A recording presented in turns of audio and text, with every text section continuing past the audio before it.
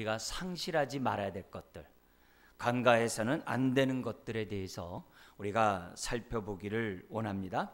5가지를 이 누가복음 14장에서 우리에게 가르쳐 주는데요. 먼저 눈으로 잠시 한번 확인해 주시기 바랍니다. 1절부터 6절까지는 사랑을 상실한 잘못된 신앙, 그리고 7절에서부터 11절까지는 겸손을 상실한 잘못된 모습, 그리고 12절에서 14절까지는 하늘의 저축을 상실한 망각한 잘못된 초대들, 그리고 15절에서부터 24절까지는 하늘의 축복, 이 땅의 축복만이 아니라 하늘의 축복이 있지 않습니까? 하늘의 축복을 상실한 잘못된 이 땅에서의 만족, 자기 만족, 그리고 25절부터 35절까지는 참된 제자도를 상실한 잘못된 제자도. 이런 말씀을 누가복음 14장을 통해서 우리가 살펴보면서 혹시 내가 신앙생활하면서 주님을 믿는다고 하면서 이런 부분에 대해서 소홀히 하고 간과하고 있지는 않은가 좀 살펴봤으면 좋겠습니다. 우리가 죽어서만 천국 가는 것이 아니라 이 땅에서 예수 그리스도 안에서 우리는 천국의 삶을 산다라고 우리는 믿고 있습니다. 그래서 우리가 죽어서만 천국 잔치에 들어가는 게 아니라 이 땅에서 천국 잔치를 우리가 맛보고 누려야 되는데, 이런 것들이 우리들에게 정말 있음으로 인해서 천국의 잔치를 누리지 못하고 있다고 한다면 하나님 정말 잘 우리가 올바른 신앙을 가져서 올바른 누림의 삶을 살게 해 주옵소서. 이렇게 기도하면서 신앙생활하는 저와 여러분들이 되기를 원합니다. 오늘은 그 첫 번째로 사랑을 상실한 잘못된 신앙에 대해서 우리가 살펴보기를 원합니다.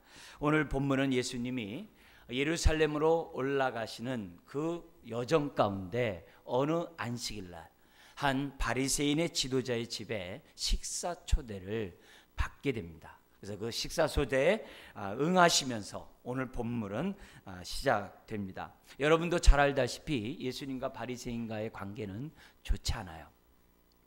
그리고 이 앞에서 이미 누가복음에서도 우리에게 말씀하신 것처럼 바리새인들 향하여 화이스진저 하나님의 정말 회칠한 무덤 같은 자라고 우리 주님이 엄청 책망했었던 그 그룹이 바로 바리새인이에요.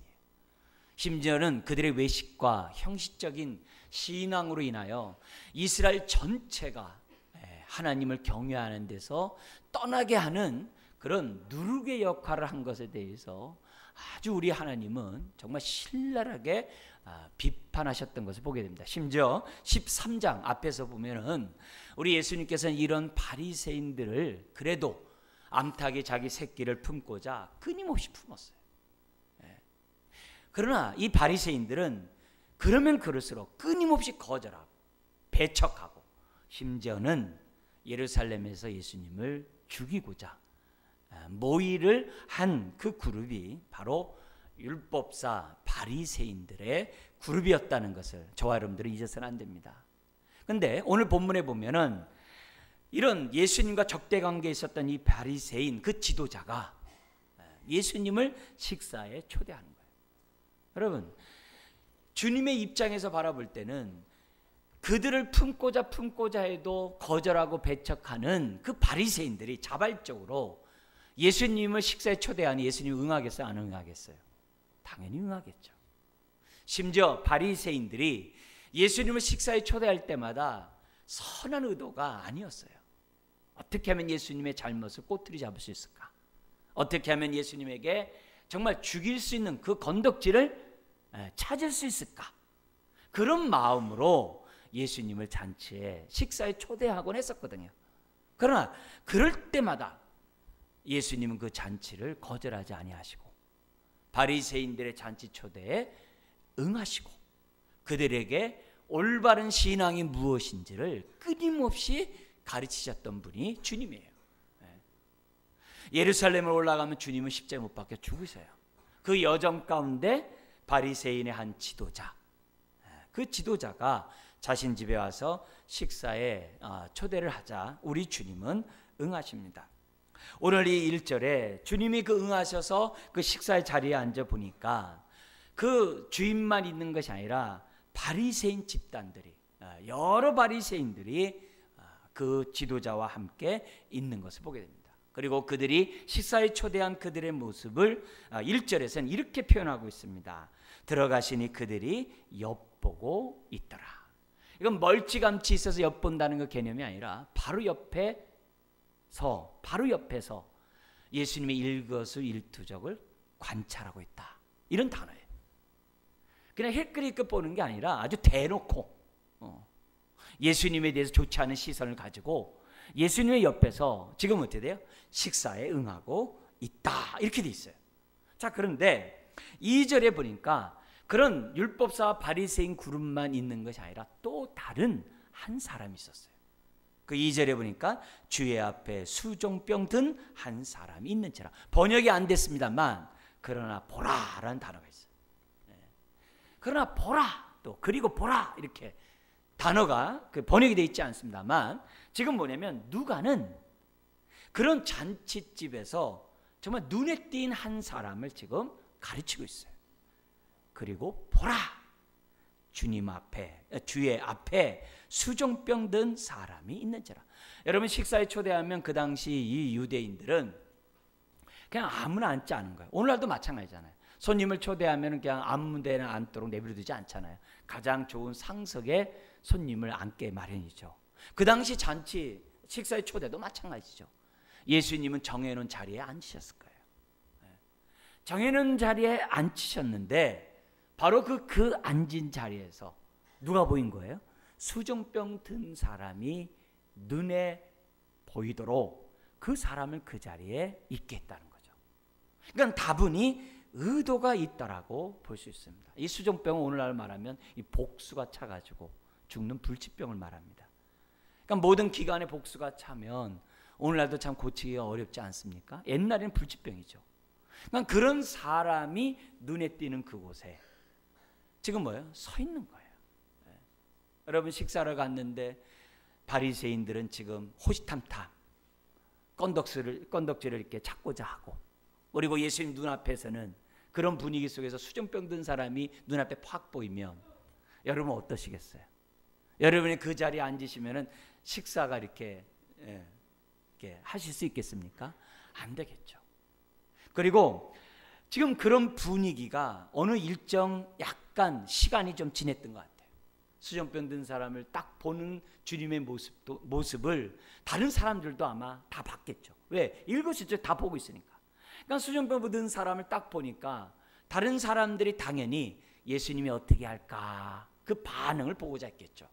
그런 분위기를 우리 주님이 모르는 바가 아니죠. 그러니까 우리 주님이 3절에 이렇게 하십니다. 3절 같이 한번 읽겠습니다.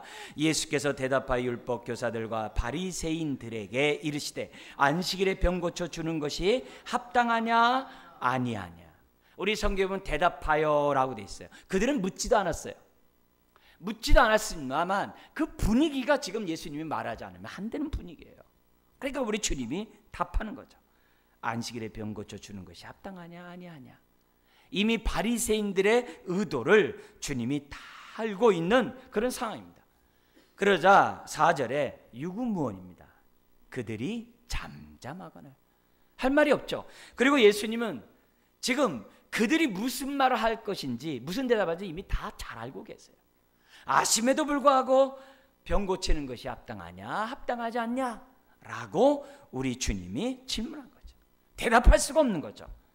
그런데 이 잠잠하고 있는 그때 4절에 예수께서 그 사람을 데려다가 고쳐 보내시고, 여기서 우리가 주목해야 될 것은 뭐냐면 데려다가라는 단어예요.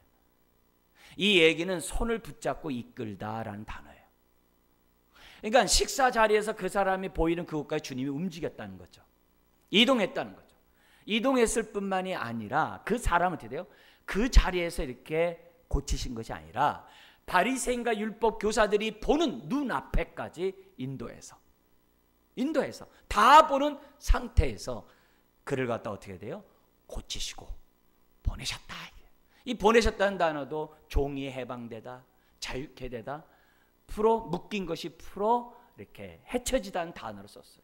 그러니까 이 사람에게 우리 주님이 구원의 행위를 지금 행하신 단어를 지금 뭐냐면 사용함으로 예수님이 그 영혼뿐만 아니라 그의 육의 문제까지 해결했다는 것을 보여줍니다. 그리고 나서 지금 시청학적으로 이미 치유가 됐다는 거 벌써 알잖아요. 그가 지금 어떻게 돼요? 고쳐 보내셨기 때문에 지금 분위기가 어떤지 다 알잖아요. 그리고 나서 5절에 우리 주님 말씀합니다. 또 그들에게 이르시되 너희 중에 누가 그 아들이나 소가 우물에 빠졌으면 안식일이라도 곧 끌어내지 않겠느냐 하시니. 그러자 6절에 또 유구무원이에요. 그들이 이에 대하여 대답하지 못하니라. 여러분, 그 당시 율법 조항 가운데 안식일을 거룩히 지키라 라는 그 조항에 대해서 어떻게 지키는 것이 안식일을 거룩히 지키는 것인가 하면서 세부적으로 법을 만들어놨어요. 그것도 39가지나. 그래서 39가지 법조항을 만들어 놓고 이렇게 하면은 당신은 안식일을 거룩히 지키는 것입니다 라고 율법 조항들을 세부적으로 만들어 놨어요. 그래서 바리새인과 율법사 그들은 어떻게 돼요? 39가지를 잘 지키면서 자신들은 안식일을 거룩히 지켰다라고 생각하는 사람들이에요. 그리고 그렇게 지키지 못한 사람들에 대해서 정죄하고 비판하는 사람들이 율법사요 바리새인들이었어요. 근데 그 안식일을 거룩히 지키라는 그 항목 가운데 뭐가 있냐? 어떤 말씀이냐면 안식일에 소나 양이 목마르거든 우물가로 데려가서 물을 먹여도 가하다고 돼 있어요. 그래서 그들은 안식일날 짐승들을 갖다가 우리에서 꺼내다가 우물에 가가지고 물을 먹여요. 근데 오늘 보니까 그 우물에 누가 빠졌냐면 아들이나 소가 빠졌어요.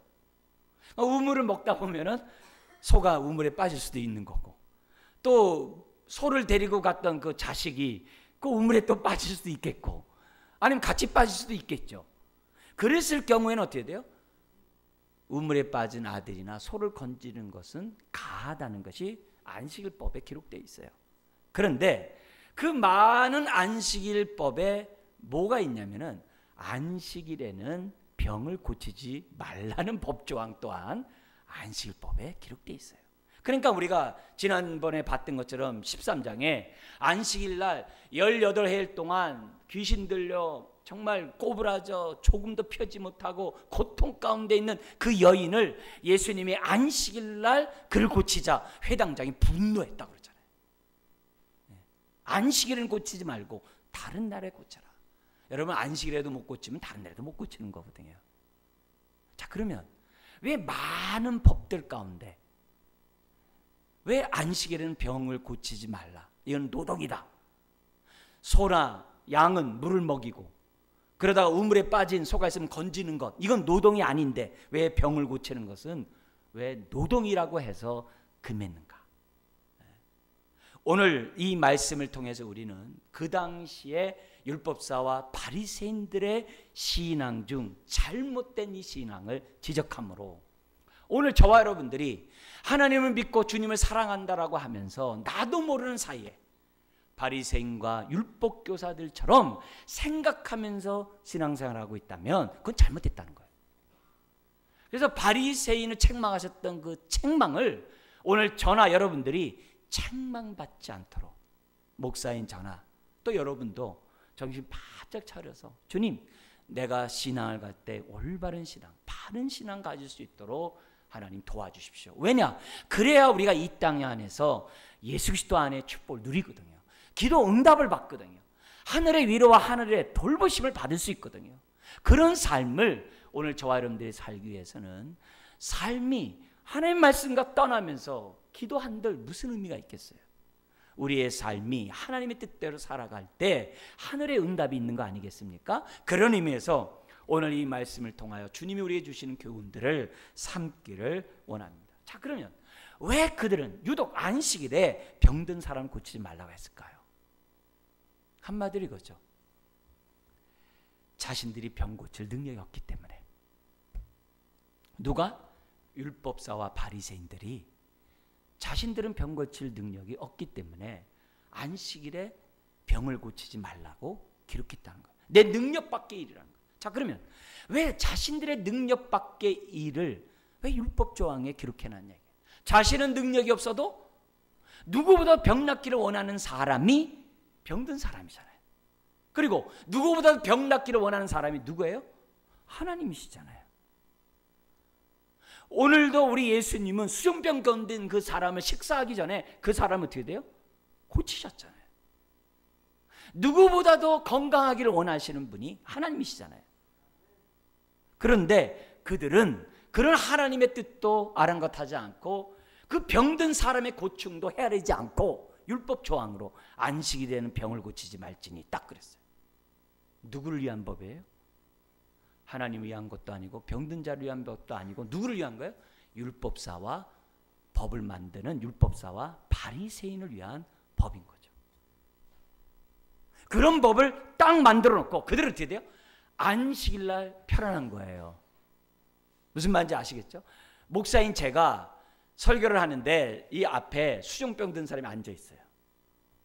우리 13장에 남아있는 것처럼 열여해 동안 병에 걸린 사람이 있어 조금도 꼬부라져 펴지 못한 사람이 18년 동안 앉아 있어요. 제가 그 사람 놓고 18년 동안 설교를 해보세요. 제 마음이 어떻게 되겠어요?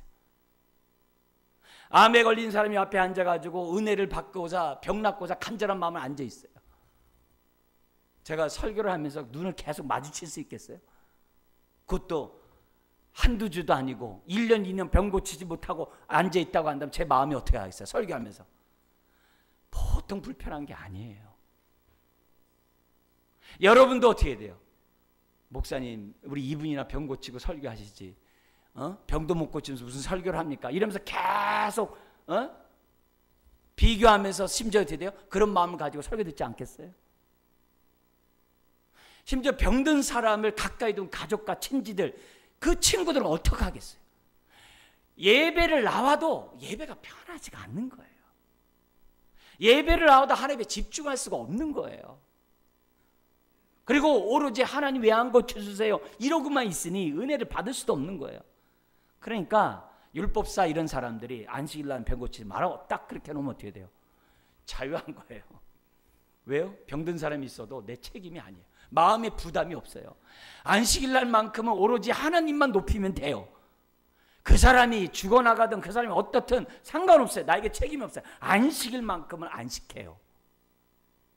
아주 역설적이죠. 아주 잘못된 그런 법이죠. 누구보다도 안식일날 병 고치고 또 누구보다도 고통 가운데 있는 사람을 위해 기도해 줘야 하는 날이 안식일 아니겠습니까? 예배 드리러 나오는 날인데. 그런데 율법사들이 그렇게 딱 함으로 안식일날 자신들이 어떻게 돼요? 안식을 해요. 근데 그 안식이 참된 안식일까요? 잘못된 거짓 안식이죠. 그래서 예수님은 잘못된 안식을 누리고 있으면서 안식하는 그들을 향하여 예수님은 어떻게 돼요? 안식일날만 골라서 병을 고치세요. 38년 된 중풍병자나 18달 동안 정말 꼬부라져 아픈 사람이나 오늘 이 본문에 이 수종병 든 이 사람이나 다 보면 어떻게 돼요? 안식일날만 골라가지고 내가 바로 안식일의 주인이고 내가 이 땅에 온 것은 참된 안식을 주러 왔노라고 우리 주님은 지금 뭐예요? 시청각적으로 복음을 보여주고 있는 거예요. 자, 그렇다면 오늘 이런 바리새인과 이 율법사들이 자기 나름대로의 법을 만들어 놓고 그것도 세부적으로 법을 만들어 놓고 그러나 지키면서 안식 없는 그 외식적인 그 모습에 대해서 우리 주님이 지금 뭐라고 말씀하고 있습니까? 여러분, 오늘 우리도 마찬가지예요. 기도할 때 내 능력 밖의 일은요, 기도 안 해도 책임이 없는 것 같아요. 왜? 내가 아무리 힘쓰가 있어도 내 능력 밖의 일이니까 그거는 뭐 거기에 대한 책임이 나에게 없다고 생각해가지고 기도를 대체적으로 안 해요. 내가 할 수 있는 것만 기도하려고 해요. 내가 이룰 수 있는 것만 기도하려고 해요. 그리고 내가 할 수 없는 것에 기도 안 하면 마음이 그래요? 편안해요. 왜? 내 능력 밖의 일이니까. 그러면서 그 일에 대해서 하나님의 뜻을 구하지 않아요. 그 일에 대해서 하나님 앞에 기도조차 하지 않아요. 그러면서 어떻게 돼요? 나는 거기에 대해서 이렇게 부담이 없고 책임이 없다라고 생각하는 경향이 바리새인들이 갖고 있었던 모습과 흡사하다, 이게. 흡사하다는 거예요. 자, 그런 의미에서 우리 좀 더 이런 얘기를 좀 더 확대해서 여러분 얘기해 본다면은 세상에서도 많은 법들이 있어요. 그래서 나라마다 자국민을 보호하는 자국의 이익을 대변하는 법들을 많이 만들어놔요. 오늘 예를 들어서 어느 강대국이 자국의 나라에 정말 이런 자국민을 보호하기 위해서 보호무역주의를 그냥 높이 세우고 다른 나라에서 생산한 것에 대해서 관세 막 25%를 막 때려부어요. 그래서 그 나라는 잘 살 거예요. 그 나라는 실업자가 한 명도 없을 정도로 직업을 다 가졌다라고 뭐 신문에도 나와요. 막. 그렇지만 그렇게 관세를 올려놓으면은 그 나라 외에 다른 나라들은 어떻게 되겠어요? 우리 대한민국 어떻게 되겠어요? 그 나라 때문에 지금 어떻게 돼요? 막 화폐가 막 그냥 쓰레기가 되는 그런 나라들이 막 속출하고 있잖아요. 어떻게 되겠어요? 자국민의 유익을 위해서 법을 만들어 놓고 만약에 다른 사람이 죽어가는데도 안하무인한다고 한다면 그건 오늘날에 정말 현대판 율법사요 바리새인들과 같은 법이 아닐 수가 없는 거죠. 물론 이런 큰 강대국 같은 이런 미국이 다 제3세계 교육과 의료와 식량, 이 가난의 문제를 해결하고자 많은 선한 사마리아 같은 사람들이 많아서 도와주고 있지만 대다수의 많은 사람들이 우선 어떻게 돼요? 나한테 뭐 그렇게 불편한 것도 아니고 제3세계에 있는 사람 내 책임도 아니고 내가 먹고 살고 지장 없으면 뭐 괜찮은 거지. 이렇게 생각하면서 자국민만 생각한다고 한다면 그리고 그 안에서 자기네 안위를 누리고 나 자기 스스로가 어떻게 돼요? 안식을 하고 있다고 한다면 그거는 그 나라가 만든 법은 악법일 수밖에 없는 거죠. 여러분 식량 문제도 마찬가지라고 하잖아요. 지금 이미 생산은 전 세계가 다 먹고도 남는다고 해요. 근데 부자와 강대국에 잘 사는 나라들이 식량들을 너무 많이 수입해가지고 막 낭비하고 막 이렇게 축적해놓고 막 그러다 보니까 그 식량이 가난한 나라에 갈 수가 없다는 거예요. 그래서 굶어 죽는다는 거예요. 나만 굶어 죽지 않으면 되지 하면서 내가 먹고 있다고 하면은 그거는 바리새인들이 행한 행동과 전혀 다를 바가 없다는 거예요. 그런 의미에서 우리 주님이 지금 지적하는 거예요. 너가 법을 지킨다고 하면서 지금 그런 식으로 생각하고 있느냐? 그거는 잘못된 거다 이게. 그건 잘못된 거예요. 우리나라에도 지금 제주도의 예멘 난민 문제 때문에 시끄러워요. 만약에 국가에서 법을 정해 그 사람들 난민 안 받겠다. 법으로 난민으로 받지 않겠다고 했으니까 나 안 도와줘도 되겠네 뭐. 국가에서 그렇게 정했는데 그래서 추방해도 되겠네 라고 생각해서 법이 그러니까 내가 그들을 향해서 선한 사마리아 역할을 하지 않으면 나 괜찮아. 만약에 그렇게 생각한다고 한다면 그건 율법사와 바리새인들의 만행과 다를 바가 없다는 겁니다. 그래서 주님이 우리들에게 말하는 거예요. 너희 능력밖에 일이라고 너희들 그러냐? 그러지 말라 이게. 전능하신 하나님 있고 그리고 너에게 기도가 있지 않냐 이게. 너희들이 병을 고치지 못한다 하더라도 그 모든 것을 전능하신 하나님께 맡기면서 그리고 그 병 가운데 고통당하며 예배드리는 그 사람에게 긍휼한 마음을 품고 그를 위해 기도하는 것이 하나님의 마음이 아니겠냐 이게. 그것이 올바른 신앙이 아니냐 이게. 여러분 이것을 개인으로 좀 축소해서 적용하면 이렇게 되는 거예요. 내가 지금 너무 살기가 힘들어요. 너무 바빠요. 너무 괴로워요. 너무 힘들어요. 나도 내 한 몸뚱이 안이 이게 정말 건수하기 너무 힘들어요. 그럴 때 나처럼 어렵고 힘든 사람에 대해서 내가 힘든데 그 사람에 대한 책임이 내가 없지 않냐? 왜? 나도 힘든데. 그 사람을 굳이 돌보지 않아도 내 몸 하나 건수하기 힘든데 나는 책임 없다. 그것이 시간이 지나면 지날수록 다른 사람에서 무관심이 되고 내 문제만 해결하고자 전전긍긍한다고 한다면 나는 이 땅에서 하늘의 위로와 하늘의 축복을 조금도 맛보지 못할 거예요. 야고보서 1장 26절 27절에 보면 이 땅의 참된 경건은 환난 중에 나보다 어려운 고아와 과부를 돌보는 것이 참된 경건이라 그랬어요. 그것이 하나님의 마음인 것이 나도 살기 힘든데 남을 돌볼 여리가 어디 있어 하면서 나를 갖다 이렇게 합법화하고 남을 돌보지 않는 것에 대한 책임이 없음을 자기 스스로 인정하고 무관심한다고 한다면 하나님의 사랑은 사장될 수밖에 없다는 겁니다. 보다 더 적극적으로 우리 이 땅을 바라보면서 하나님 나라가 임하도록 기도해야 되고 애써야 돼요. 지금 세상에서는 비복음적이고 반성경적인 법들이 막 세상에서 만들어지고 있는데 그건 나와 상관없는데 뭐 하면서 우리들이 가만히 있다고 한다면 여러분 우리는 오늘 이 말씀을 통해서 한번 잘 생각해 봐야 돼요. 우리는 비록 내가 할 능력이 없고 능력 밖의 일을 할지라도 어떤 것이 하나님의 뜻이고 어떤 것이 먼저 그 나라 그 일을 구하는 일인지를 생각해 보고 우리가 기도하면서 힘을 합치는 저와 여러분들이 될 때 그 신앙이 참된 신앙이고 이 땅에서 예수 그리스도 안에 있는 하늘의 축복을 누릴 수가 있다는 거죠. 최근에 나온 책에 어떤 독일인의 삶이라는 제목으로 나온 책이 있어요. 히틀러의 그런 선동가 괴벨스라는 사람이 있는데 그 사람의 비서예요. 마지막 그 사람이 자기가 자살할 때까지도 그 옆에 있었던 이 비서예요. 근데 이 사람이 이제 러시아에 이제 잡혀가지고 포로 수용소에 있다가 이제 나와가지고 작년에 이제 100세가 넘어서 죽었는데요. 죽기 5년 전에 한 작가가 이 사람을 추적을 한 거예요. 5년 동안 이렇게 대화를 하면서 그 사람의 생각을 통해서 이 세상을 보는 그런 책이에요. 근데 거기서 무슨 얘기를 하냐면 이 사람은 어떻게 하든지 생존하고자 애쓴 여자라는 거예요. 현실주의자라는 거예요.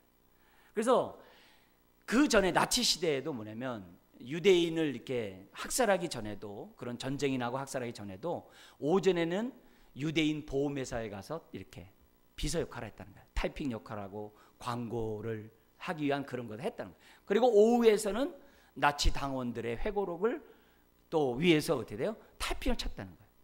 그러니까 자기가 살아갈 수 있다고 한다면 무엇인지 다 했다는 거예요. 더구나 이 여자의 어머니가 유대인이래요. 근데 이 사람의 회고록에서 뭐라고 그러냐면 나는 유대인의 학살을 몰랐다는 거예요. 그리고 나는 거기에 대해서 그러기 때문에 나는 책임이 없어 라고 그 여인이 죽어가는 그 순간에도 그렇게 말했다고 하는 거예요. 그래서 이 여인에 대한 일생을 갖다 이렇게 얘기를 들으면서 이 작가 이런 결론을 낸 거예요. 그녀는 자신이 무슨 일을 하고 있는지 알 수 없었던 것이 아니라 알려고 하지 않았다. 그러니까 무관심했다는 거예요. 그리고 이 작가 뭐라 하냐면 오늘날도 이런 무관심 속에서 사람들이 살아가면 이 여인처럼 도덕성이 붕괴되고 자신들의 유익만을 구하기 때문에 히틀러가 유대인을 학살했던 이 무관심이 거대한 악을 만들어냈던 그런 일들이 오늘날도 자행된다는 거예요. 그래서 막 강대국들이 자기 나라의 이익만 생각하고 다른 나라에 대해서 무관심하고 우리 시리아의 난민 사건 아시잖아요. 그래서 자국민만 생각하고 다른 사람들에 대해서 무관심하고 이런 일들이 자행하다 보면은 어느 순간에 우리들 자신들이 바리새인과 서기관들 율법사처럼 나는 하나님을 사랑하네, 하나님 말씀을 지키고 있네 라고 하면서 스스로 거짓된 위안을 받으면서 살아간다는 거예요. 오늘 우리 주님은 이 수정병 든 사람을 고침으로 우리에게 경각심을 주는 거예요. 너 역시 네 한계 벗어난 일에 대해서 무관심하지 않냐? 너 역시 너의 일에만 빠르고 너의 일에게 유익만 되는 그 일만 추구하다가 남의 어떻든 간에 남의 고통에 무관심하고 있지 않냐? 그렇다면 정신 차리라는 거예요. 두 번째로 우리가 이 말씀에서 우리가 생각해야 될 것이 이런 겁니다. 뭐냐면은 법보다 중요한 것이 법의 정신, 사랑이라는 것. 우리가 얼마나 잘 그동안 배워왔습니까? 얼마나 누누이 우리가 들어왔습니까? 그걸 잊지 말라는 거예요. 뭘 하든지 항상 율법의 정신인 사랑에 따라서 사람을 보고 사물을 볼 것을 우리 주님은 우리들에게 말씀하고 있습니다. 여러분, 우리나라의 헌법도 법 앞에 평등하다는 것이 헌법이죠. 그런데 유전무죄가 되고 무전유죄가 되는 그런 형국이 앞에 벌어지면 막 좌절감을 느끼죠. 더구나 지금같이 이제 사법부 이런 문제가 어떤 진위가 밝혀져야 되겠습니다만, 법이 국가 통치 질서를 위하고 국가 통치자들의 유익만을 위해 남용된다고 한다면 그건 절망이죠. 그런 법은 악법이죠. 모든 법 앞에 평등하게 만다는 것이, 그것이 민주헌법이 아니겠어요? 여러분, 율법도 마찬가지예요. 하나님이 율법을 주신 이유가 다른 게 아니에요. 하나님만 좋고자, 율법사와 바리새인만 좋고자? 아니에요. 모든 사람이 율법 안에서 하나님의 은혜를 체험하고, 율법 안에서 하나님의 능력을 체험하고 축복을 체험하도록 하기 위해서 율법을 준 거예요.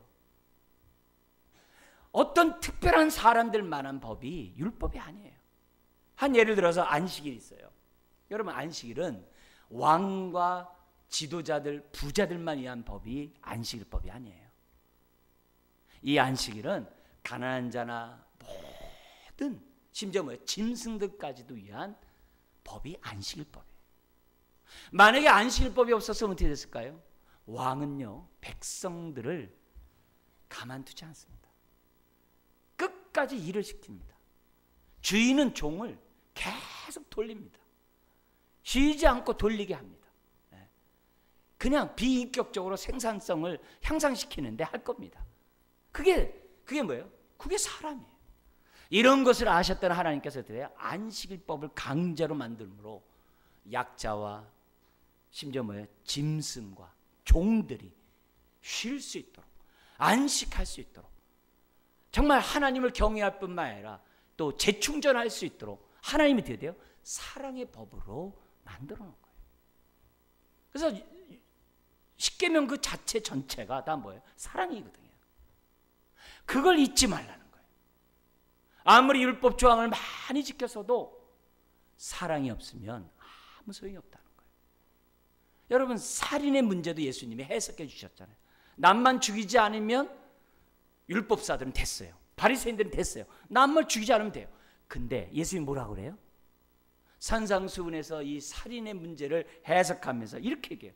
형제에 대하여 분노하는 자마다 심판을 받게 되고, 이때 심판은 지방 법원을 말해요. 7명으로 구성된 지방의 법원을 말해요.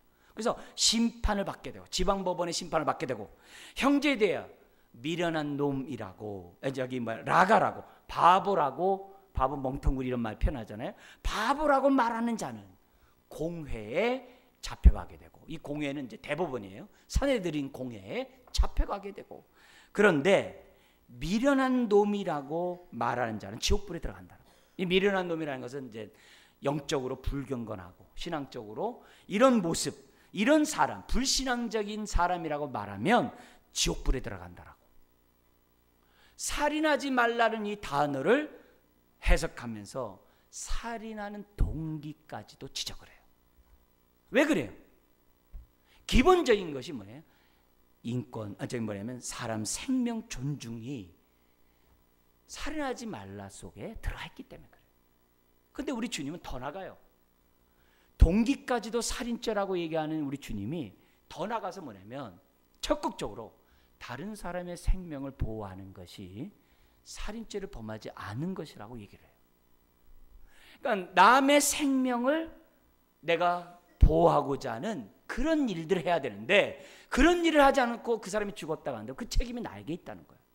우리가 성수대교가 무너지듯이 이탈리아의 그 다리가 무너졌어요. 그런 걸 보면서 우리는 얼마나 마음 아픕니까? 근데 근본적으로 들어가서 그 다리를 만든 사람, 설계석도 만든 사람이나 그 위에 정말 보강하고 관리하는 이 모든 사람이나 다 책임이 있다는 거예요. 그걸 만든 그 사람이 정말 그것 때문에 무너질 수 있다는 사실을 염두에 두고 아주 무너지지 않도록 만들어야 되는데, 예를 들어서 뭘 빼먹는다든지, 예를 들어 설계도를 하지 않는다든지, 예를 들어 관리를 제대로 하지 않는다든지, 그래가지고 무너졌다고 한다면 그 사람이 살인죄를 범한 것이라고 주님 우리들에게 말씀하고 있다는 거예요. 그만큼 우리 주님이 우리들에게 가르쳐 준 것은 정말 이 사랑이라는 이런 측면에서 모든 법들을 우리들에게 말씀하고 있다는 거예요. 그래서 우리가 병든 수종병을 환자를 볼 때마다 바리새인들은 예수님을 걸러 넘어지게 하는 그런 시험의 도구로 봤다고 한다면 예수님은 어떻게 본 거예요? 긍휼의 대상으로, 사랑의 대상으로, 치료의 대상으로 우리 예수님은 수종병 든 사람을 보셨다는 거예요. 그렇다면 오늘 저와 여러분들이 신앙생활하면서 무엇을 하든지 항상 우리의 동기는 사랑이 돼야 되고, 무엇을 하든지 항상 사랑으로 문제들을 해결해야 한다는 것을 잊지 말라는 거예요. 우리가 주님을 섬기는 것도 마찬가지예요. 주님을 위해 봉사하고 헌신하는 것도 마찬가지예요. 사랑 없이 하면 안 돼요. 일로 하면 안 돼요. 여러분, 사랑 없이 주의를 해보세요. 함께하지 않는 사람에 대해서 뭐라고 얘기하고, 내가 그 일을 하다 보면 내가 자기 의를 드러내게 돼 있고, 자기를 내세우게 돼 있고, 다 그런 식으로 돼 있어요. 이게 다 뭐예요? 사랑 없이 하는 섬김이기 때문에 그렇죠. 그거는 하나님의 은혜를 맛볼 수가 없어요. 그러므로 법의 정신인 사랑을 우리는 어떻게 돼요? 잊지 말라는 그런 신앙이 올바른 신앙이라는 것을 주님은 가르치고 있어요. 마지막으로, 그러면 내가 법에 따라 사는 사람인지 법의 정신에 따라 살아가는 사람인지 어떻게 알 수 있어요? 마지막으로 어떻게 합니까? 내가 만약에 법을 지키면서 우리가 잘 알고 있처럼 자기 의를 자꾸 드러내고 자기를 자랑하고자 하고 자꾸 인정받고자 하고, 그리고 그러지 못한 사람을 자꾸 비판하고 자꾸 이렇게 정죄하는 모습이 나에게 있다면, 심지어는 그러지 못한 사람을 자꾸 이렇게 강요하고 자꾸 이렇게 강권하고 있다면 우리는 율법의 정신에 따라 사는 사람보다는 율법대로 사는 사람이겠죠. 반대로 우리가 율법의 정신인 사랑으로 사는 사람이라고 한다면 어떻게 할까요? 그러지 않은 사람을 볼 때마다 마음에 긍휼함이 생기는 거죠. 불쌍함이 생기는 거죠. 그러지 못한 사람들을 볼 때마다 하나님께 기도하는 거죠. 하나님 도와주십시오. 또 때로는 하나님 역사하십시오. 오로지 그 마음 속에 정말 긍휼히 여기는 마음으로 사람들을 대하게 되죠. 그러면 우리는 어떻게 돼요? 사랑의 정신에 따라서 사는 사람이라고 말씀드릴 수 있는 거예요. 여러분, 오늘 본문 보세요. 율법사와 바리새인들이 있어요. 그들은 율법에 능통한 사람이었어요. 그러나 그들의 속은 썩어 있거든요. 그러나 그들은 율법의 정신에서 멀어져 있거든요. 왜 그래요? 여러분, 여기서 우리가 뭘 배워야 돼요?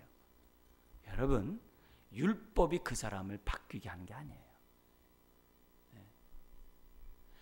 여러분, 이게 좀 더 넓은 의미로 종교 생활을 잘한다고 그 사람이 거룩해지는 게 아니에요.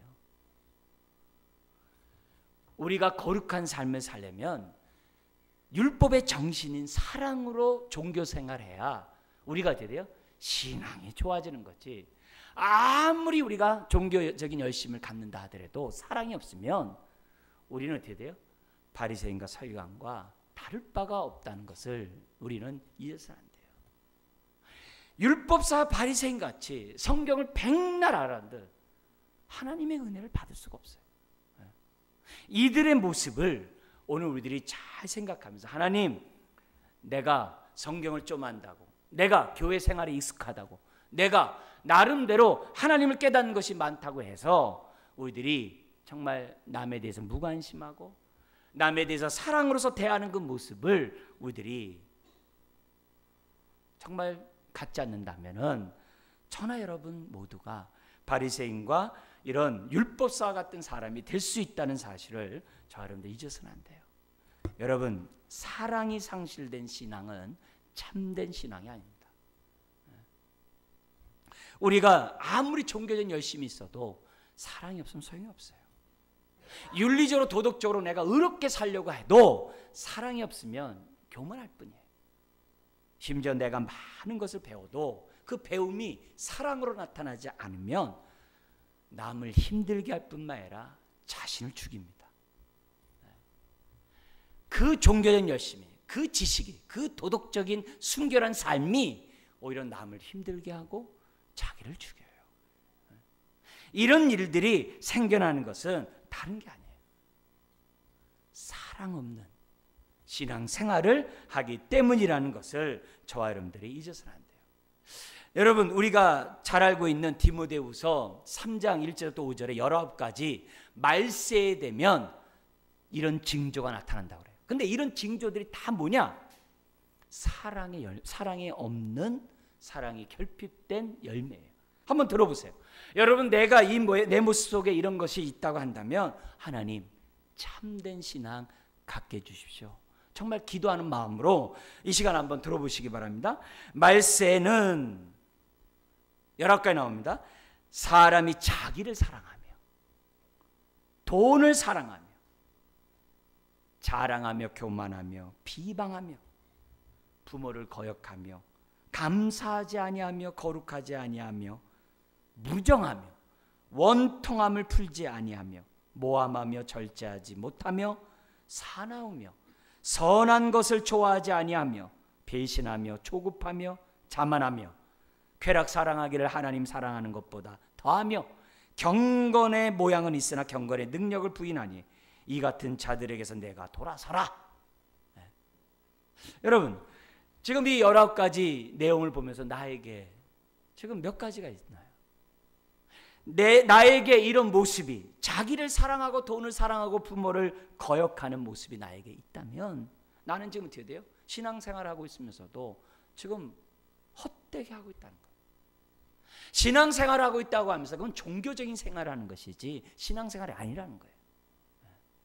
오늘 이런 메시지를 통해서 한번 우리들이 점검해야 됩니다. 정말 우리가 하나님을 경외하고 참된 신앙생활을 하기를 원하는 저와 여러분, 그리고 이 땅에서 천국의 삶을 누리기를 원하는 저와 여러분들, 오늘 사랑이 상실된 신앙은 거짓된, 잘못된 신앙인 것을 이 시간에 생각하고, 하나님, 내가 주님의 사랑 안에 거하는 자 되게 해주십시오. 목사는 뭐합니까? 그죠? 내가 만약에 주님의 이런 정신에 따라 살아가지 않는다면 아무 의미가 없는 거예요. 오늘 저와 여러분들이 주님 안에, 주님의 사랑 안에 거하고 주님의 사랑을 드러내는 저와 여러분 되시길 주의 이름으로 축원합니다. 기도하겠습니다. 하나님 아버지,